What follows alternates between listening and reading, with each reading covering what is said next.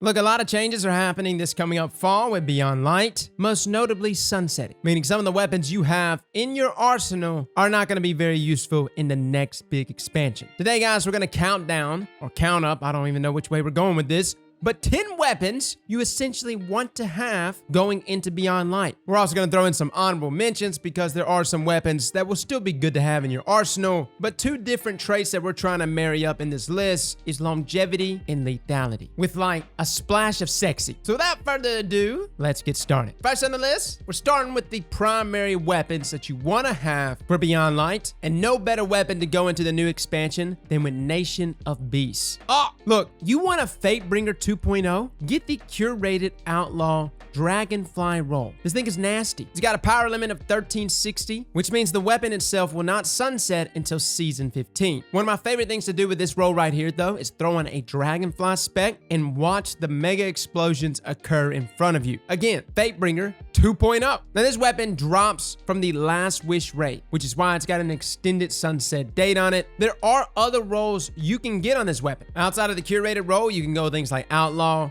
Kill Clip, Explosive Payload, Rampage, even something like Ambitious Assassin and Rampage together. There are other options for sure, but hands down, the curated roll is one of the best rolls you can get on this hand cannon. It just packs a hell of a punch. Now moving on to our next primary weapon. This is actually going to be broken up into 2 different weapons. One is the Summoner, which is the Trials Auto Rifle. The other being Gnawing Hunger, which is easily farmable this season with Umbral Ingrams. A lot of different routes you can go with both of these weapons. Let me just show you a few of my rolls that I am in love with. I'm a Summoner. I have Overflow and Dragonfly together. Now, Overflow allows you to instantly reload your weapon beyond its normal capacity when you pick up special or heavy ammo. This throws my magazine size up from 47 to suddenly 94. It's quite beautiful. Combine that with Dragonfly, again, another situation like Nation of Beasts. This weapon has fantastic AoE damage, and Dragonfly all across the board. It's just a great trait. But having something like Overflow allows for that continuous fire, that continuous suppression on all these ads that are trying to pour out against me. This is a fantastic roll, but I get it. The Summoner is locked behind Trials, so not necessarily the easiest weapon to get, which takes us to Gnawing Hunger. Now, knowing there's a lot of different routes you can go with this, but let me just show you one of my favorite rolls: Extended Mag, Subsistence, and Rampage. Oh! Subsistence actually allows you to partially reload your magazine from reserves while getting kills, which is why we're overcompensating here with Extended Mag, throwing up our magazine size to 51. Combine that with, say, something like Actium War Rig. Fellas, you hardly ever have to reload here. And again, maybe you don't want to do Subsistence because you don't want to hurt your reserves, even though, again, Subsistence got a buff back in Shadowkeep. Let's just keep that in mind.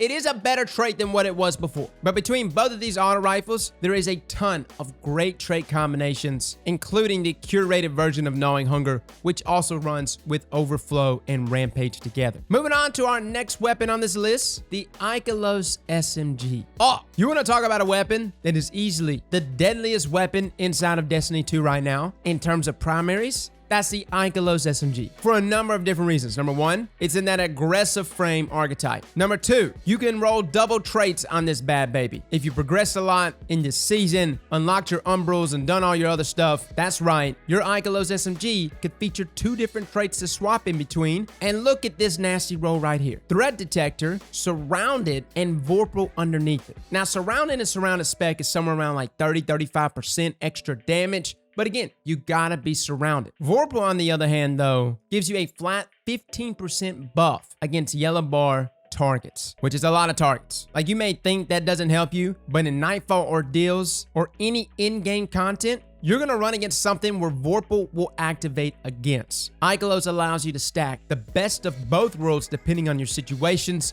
all in one weapon. But just to make the weapon even better, it spawns Warmount cells. Okay, let me just be real. Warmount cells, mini nukes. You want to get rid of every ad in front of you, plus the ones that are spawning, get a Warmount cell build together. It will be the build that I bring into the new expansion. Actually, this is one of them right here. Yeah. Look at this. Throwing knives, baby. Dropping explosions and doing double nukes. Oh, it's nasty. Don't kid yourself, fellas. This SMG right here will become your best friend, especially with the right roll. To find you one, potentially with Vorpal and maybe Surrounded as a cherry on top, or if you want to actually go the route of just utilizing this weapon against against champions, find you one with Vorpal and Disruption Break. Again, Disruption Break is one of the best perks to use against barrier champions. Moving on to our next primary weapon. Oh, it feels so good to talk about primary weapons. You know what I mean? Accrued Redemption or Whispering Slap. These are actually two different bows present in the kinetic slot. Now, if you don't know this, Mountaintop is going away. Well, it's not really going away, but it's getting sunset. So the kinetic slot, at least for myself, well, it's about to be opened up a tad bit. Whispering Slab is a lightweight frame bow that can roll a multitude of things, including things like Vorpal Weapon, which as we just went over is fantastic, Archer's Tempo, even other beneficial traits like Sympathetic Arsenal. Say you got weapons that don't auto-reload itself. Sympathetic Arsenal allows you to reload your other weapons upon reloading this bow. And considering this is a single-shot weapon, every time you reload once, boom, you reload your stowed weapons. There's a lot of different routes you can go with Whispering, but let me be real. We haven't fully reviewed this bow yet. It is a good bow, more so inside of PvE than in PvP. But if I had to choose which bow, just based off of feel, is better, Accrued Redemption to me is the better bow. Just off of feel. Doesn't have all the trait combinations, but if you're looking for a bow that just has amazing stickiness, probably due to the fact that it's a precision frame bow, Accrued Redemption drops from Garden of Salvation, and it too can roll with things like Archer's Tempo, Rampage, and look, Explosive Head. Now, Explosive Head might not be the trait that many of you may jump to, but if it works like Explosive Payload works against Overload champions, and as you know, just like this season right here, bows can slot an Overload mod, that Explosive Payload actually accounts for like consistent damage, thus meaning Explosive Payload and Explosive Head should work similarly the same, always giving you the guaranteed stun. On top of that, guys, Accrued Redemption is just a great feeling bow. So those are our primary weapons. Don't worry, we'll have some honorable mentions that's going to include some other primaries. But moving on to the special weapons. First up is the shotgun. First in, last out. Again, you can farm for the shotgun this season with Umbral Ingrams, which is extremely nice. It can roll with things like Assault Mag, Auto-Loading Holster, Vorpal Weapon. But something to keep in mind, these slug shotties got a buff inside of PvE, meaning they are hitting a hell of a lot harder. First in, last out honestly feels fantastic. I really like the shotgun a bunch. These running and gunning situations with Auto-Loading Holster is extremely nice. I've got one right here. Again, Assault Mag, Auto-Loading Holster, Vorpal, and I can swap between Surrounded and Vorpal. Similar situation with Iglos. First in, last out allows for that running and gunning while simultaneously keeping that lethality swap between either 15% increase there in damage with Vorpal or that crispy 30-35%. It's nasty. Yeah. Now the next special weapon on this list is actually more of a PvP weapon, but we gotta put it out there because Revoker is also about to be sunset. So as a sniper replacement, Supremacy. Oh yeah. Look, you want a good feeling rapid fire frame sniper? Get you a Supremacy. It's nutty, fellas. Now I don't have the most ideal rolls, but this is an okay roll for what I'm trying to do. Largely due to the fact that it's got snapshot, plus a range masterwork. Supremacy though does drop from the Last Wish raid. Kind of rare, but if RNG is on your side, I would really try to lock down a snapshot roll of this weapon, as this sniper for me will probably be a replacement for Revoker. I know we're going like two different extremes here. Aggressive archetype versus rapid fire frame. I mean, there is a big difference in body shot damage between the both of these. Supremacy, though, will reward you well inside of PvP. I think it's one of the better feeling sniper rifles in the game. Its zoom is not as low as something like Revoker, but around 40, which is not bad. That sits under Eye of Soul and many of our other sniper rifles in the game. I also didn't include it in this list, but if you absolutely want a rapid fire frame sniper rifle inside of PvE, again, similar to the Iglos SMG, the Iglos Sniper is also a fantastic option. Check out our review whenever you can. But moving on to our next special weapon, the Grenade Launcher Truth Teller. Now, we have made a build with this gun. It's actually Frostbolt's build, essentially naming it Noble Truth Teller. Absolutely disgusting inside of PvP. What we have not done is individually review this weapon inside of PvE, where this weapon also shines, being touted as the mountaintop replacement. This weapon comes with a number of very, very good rolls, such as multi-kill clip and feeding frenzy together? Sounds disgusting? Just think about it. You shoot a grenade off into a group of enemies, you get multi-kills, you reload, instantly you got multi-kill clip times 3. You get it, fellas. It's nasty. You can also roll combinations like Grave Robber and Swashbuckler, auto-loading holster and demolitionist. It even comes with disruption break, field prep, fellas, all around the board. This weapon is extremely deadly. Something though that I want to bring up. Blinding grenades is a magazine perk that I feel like many of us never really try to rely on inside of PvE. No, it can't blind champions, but it can blind yellow bar targets and just normal ads in general. One of the main reasons why we bring Wendigo inside of Nightfalls, it's just to blind the enemies around the champion so we can purely focus on the champion. It's low-key meta. Moving on to our 4th special weapon. Now, I'm going to give you 2 right here, as they are both sniper rifles. Eye of Soul, which is the Trials of Osiris sniper rifle, or Long Shadow. Now, both of these sniper rifles are good inside of PvP, but I'm going to speak from a PvE perspective because I think some people just don't know. Eye of Soul is actually a fantastic option inside of PvE. Y'all remember that review I did on Trophy Hunter a while back? Trophy Hunter's still going to be around even for next season, but it's kind of on its way out, which is why Eye of Soul possesses a trait combination very similar to Trophy in that it can roll things like Vorpal Weapon and Field Prep together. You can also roll a magazine perk, which boosts the magazine there. You get it. Long Shadow, which is also present in the kinetic slot, won't be sunset until Season 15. This is not a bad sniper rifle if you're looking for one for that kinetic slot, especially for something like PvP. I've got a snapshot moving target roll, but you can roll things like field prep, triple tap, and get kind of crazy with those consistent shots. Both of these sniper rifles will do you just fine. Trophy Hunter is not on this list because, again, I'm trying to give you weapons that have more longevity for like a year out. But I think Trophy Hunter is still a great option as it's an aggressive frame archetype. Plus, it can roll things like Vorpal, triple tap. We did an entire review on it last season. I very much like this weapon. Unfortunately, though, it'll be sunset Season 13. But guys, those are your special weapons that you're going to want to have for next season. Now, for our heavy weapons.